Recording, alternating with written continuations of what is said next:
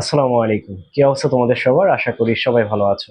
আজকে কথা বলবো তোমাদের যে অধ্যায় 2 অর্থাৎ জীবকোষ ও টিস্যু, এই জীবকোষ এবং টিস্যু যে অধ্যায়ের মেইন কয়েকটা টপিক আছে, এই টপিকটার মধ্যে 3টা টপিক নিয়ে আজকে কথা বলবো। দেখো, এই 3টা টপিক সম্পর্কে যদি তুমি অবগত থাকো তাহলে তোমার সৃজনশীলে দেখবা ম্যাক্সিমাম তুমি কমন পাচ্ছ। কিরকম? এই 3টা টপিক থেকে ম্যাক্সিমাম টাইম সৃজনশীলের প্রশ্ন হয় এবং এই 3টা মোস্ট ইম্পর্টেন্ট টপিক। এছাড়াও আরো ইম্পর্টেন্ট টপিক আছে। এই চ্যাপ্টারটা বহুত বড়, এই চ্যাপ্টারটা কি অনেক বড়। সুতরাং তুমি বলতে পারবা না কোন জায়গাটা থেকে বেশি প্রশ্ন হইতে পারে। যেরকম নিউক্লিয়াস থেকে কোয়েশ্চেন হতে পারে, নিউরন থেকে কোয়েশ্চেন হতে পারে, তারপর হচ্ছে ধরো আহ সাইটোপ্লাজমীয় অঙ্গাণু, তো এগুলো এছাড়া আরো যেগুলো আছে রাইবোজোম, তারপর অন্যান্য যেগুলো আছে সেগুলো থেকে প্রশ্ন হইতে পারে। তো বলা যায় না কোথা থেকে কোয়েশ্চেনটা হবে, তবে মোস্ট ইম্পর্টেন্ট টপিক নিয়ে আজকে আমি কথা বলবো। এটা হচ্ছে কোষ প্রাচীর, মাইটোকন্ড্রিয়া আর হচ্ছে প্লাস্টিড। এছাড়া এর আগের যে জীববিজ্ঞান ক্লাসগুলো আছে সেখানে অলরেডি কোষ প্রকৃত কোষের পার্থক্য এগুলো নিয়ে কথা বলা হয়েছে। তো আজকে আমি এই জীবকোষের উদ্ভিদ কোষের যেই ইম্পর্টেন্ট টপিকগুলো আছে সেগুলো নিয়ে কথা বলবো। দেখো, শুরুতে কোষ প্রাচীর নিয়ে যদি আমি কথা বলি, এই যে কোষ প্রাচীর, এই কোষ প্রাচীর 3টা স্তরে বিভক্ত। এই কোষ প্রাচীরটা কি? একটা উদ্ভিদ কোষকে যে আবরণ দিয়ে ঢেকে রাখে সেটা হচ্ছে মূলত কোষ প্রাচীর।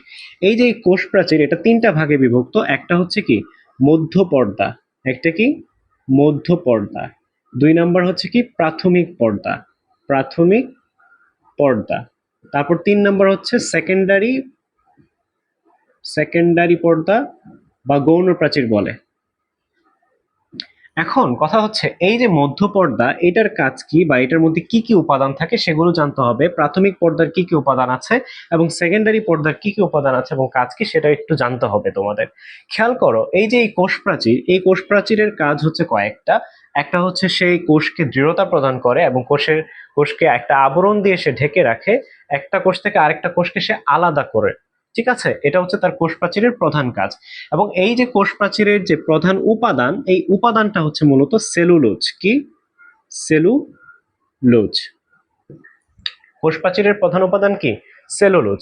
তাহলে এখন এই মধ্য পর্দার মধ্যে কি কি থাকবে, প্রাথমিক পর্দায় কি কি থাকবে, সেকেন্ডারি পর্দায় কি কি থাকবে সেটা একটু হলেও তোমাকে জানতে হবে। এই যে প্রাথমিক যে পর্দা আছে এখানে তোমার অনেক কিছুই থাকে, যেরকম হেমিসেলুলোজ থাকে, হেমিসেলুলোজ, তারপর গ্লাইকোপ্রোটিন,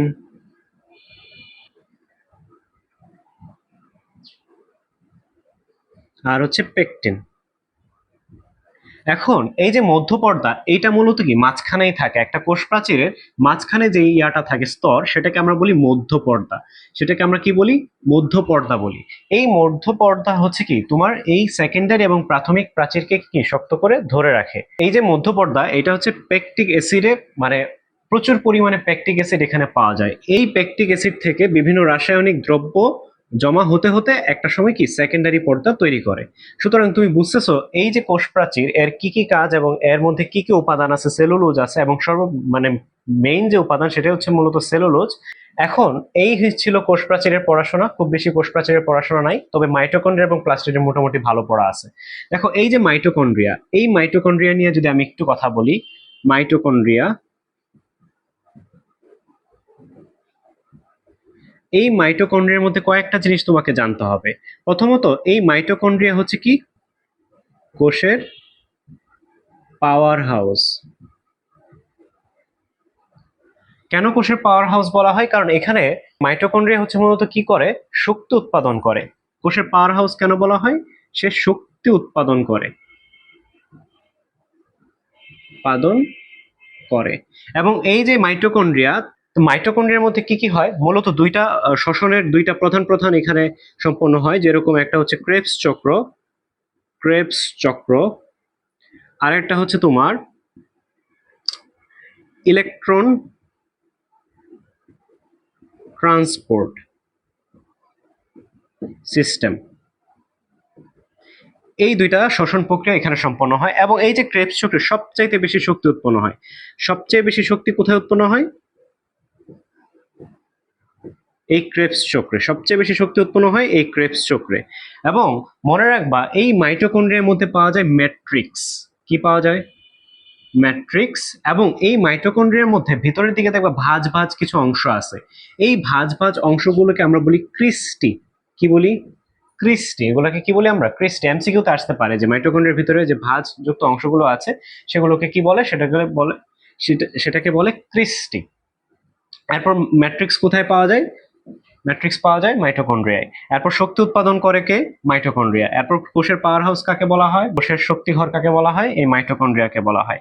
ইলেকট্রন ট্রান্সপোর্ট সিস্টেম কোথায় ঘটে? মাইটোকন্ড্রিয়ায় ঘটে। ক্রেবস চক্র কোথায় সংঘটিত হয়? মাইটোকন্ড্রিয়ায় সংঘটিত হয়। এরপর ক্রেবস সবচেয়ে বেশি শক্তি উৎপন্ন হয় কোন চক্রে? ক্রেবস চক্রে। এই যে দেখো কতগুলা পড়া একবারে হয়ে গেল। Next plastid. এই প্লাস্টিড নিয়ে পড়াশোনা করলে প্লাস্টিডের মধ্যে কয়েকটা জিনিস আসে। তিনটা ভাগে প্লাস্টিডকে আমরা জানি। একটা হচ্ছে তোমার ক্লোরোপ্লাস্ট,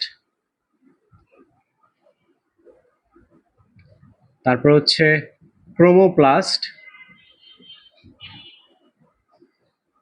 এবং সর্বশেষ যেটা সেটা হচ্ছে লিউকোপ্লাস্ট।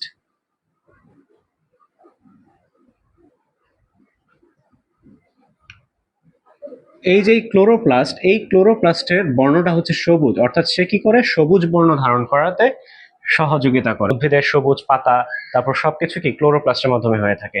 এরপর ক্রোমোপ্লাস্ট হচ্ছে রঙিন বর্ণ ধারণ করে। কি বর্ণ? রঙিন বর্ণ। আমরা এই যে ফুল, বিভিন্ন ফল গাছের বা ফুল গাছের যে ফুলগুলো যে হয়, বিভিন্ন রঙের ফুল হয়, কোনোটা লাল, কোনোটা নীল, কোনোটা সাদা। এটার কারণটা কি? এই রঙিন হওয়ার কারণটা কি? সাদাটা তো রঙিন না, তবে যদি আমি বলি যে গাজরের মূল যেটা আছে সেটাও কি কমলা হয়। এটার কারণটা কি? এই যে এই ক্রোমোপ্লাস্ট, এই ক্রোমোপ্লাস্টের কারণে এই ফুল ফলগুলো কি হয়? রঙিন হয়। এরপর হচ্ছে কি লিউকোপ্লাস্ট। এই লিউকোপ্লাস্ট হচ্ছে বর্ণহীন। কি? বর্ণহীন। এই লিউকোপ্লাস্ট বর্ণহীন কেন? কারণ তুমি খেয়াল করলে দেখবা লিউকোপ্লাস্ট বর্ণহীন এই কারণেই, তোমার ধরো কোনো একটা উদ্ভিদের মূল তুমি বের করবা, সেখানে দেখবা যে মূলটা কি সাদা, বা ওই যে ফ্যাকাশে, কোনো কালার নাই, কোনো রং নাই, কোনো বর্ণ নাই। এই বর্ণহীনটাকে আমরা বলতেছি লিউকোপ্লাস্ট। এই বর্ণহীনটাকে আমরা কি বলতেছি? লিউকোপ্লাস্ট। অর্থাৎ তুমি যদি এই লিউকোপ্লাস্ট, অর্থাৎ এই গাছটাকে তুমি সূর্যের আলোকে নিয়ে আসো, তার শিকড় বা মূলটাকে, দেখবো ওইটাও সবুজ বর্ণ ধারণ করবে। সুতরাং লিউকোপ্লাস্ট তখন কিসে পরিণত হবে? ক্লোরোপ্লাস্টে পরিণত হবে। এই ছিল আজকের মোটামুটি কোষ প্রাচীর, মাইটোকন্ড্রিয়া এবং প্লাস্টিড নিয়ে পড়াশোনা। এতটুকু পড়লে এনাফ। তোমাদের ব্যাখ্যা আসলে তোমরা এইভাবেই সুন্দর করে ব্যাখ্যা করে দিবা। মাইটোকন্ড্রিয়া বলুক, ক্লোরোপ্লাস্ট বলুক, প্লাস্টিড বলুক, তারপর হচ্ছে কোষ প্রাচীর বলুক, তোমরা এভাবে ইজিলি বর্ণনা করে দিবা। তো নেক্সট ভিডিওতে দেখা হবে। সে পর্যন্ত ভালো থাকো। আল্লাহ হাফেজ।